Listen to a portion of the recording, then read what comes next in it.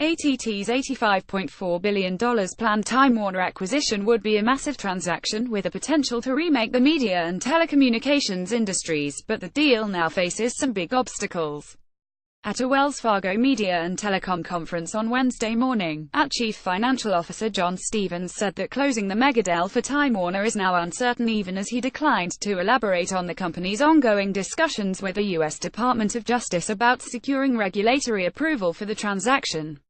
Meanwhile, multiple news outlets reported on Wednesday afternoon that anonymous sources with knowledge of the regulatory process have said that the Justice Department has told AT&t that the telecom giant would need to sell off part of Time Warner's vast media portfolio in order to win antitrust approval for the deal.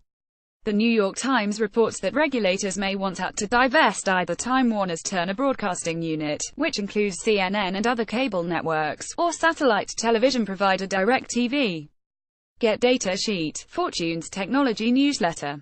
However, the Financial Times reported that the Justice Department's primary demand is for the sale of CNN, a leading cable news network that has frequently drawn the ire of President Donald Trump, who refers to the network and its journalists as fake news on a regular basis. Trump voiced his opposition to the Time Warner deal while campaigning for the White House, calling the deal too much concentration of power between Time Warner's media assets, which also include HBO and Warner Brothers movie studios, and AT&t's huge wireless and broadband distribution network. But the president's oft-stated animus towards CNN and its reporting could also be seen as an obstacle to the deal's completion should the Trump administration's Justice Department ultimately opt to challenge the acquisition.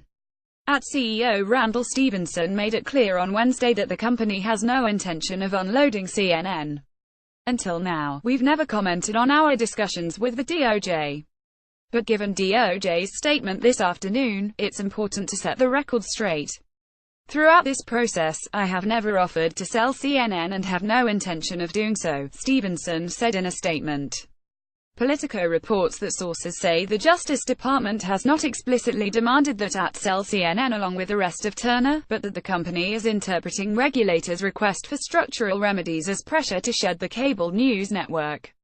Last week, The Wall Street Journal reported that the Justice Department is preparing a lawsuit to challenge the deal in case an agreement can't be reached between the government and the companies. Should the Justice Department move to block the deal, it would come as something of a surprise, especially considering that the Justice Department's top antitrust regulator, Del Rahim, even said earlier this year that he did not think the deal presented a major antitrust problem due to the fact that neither of the two companies directly competes in the same spaces.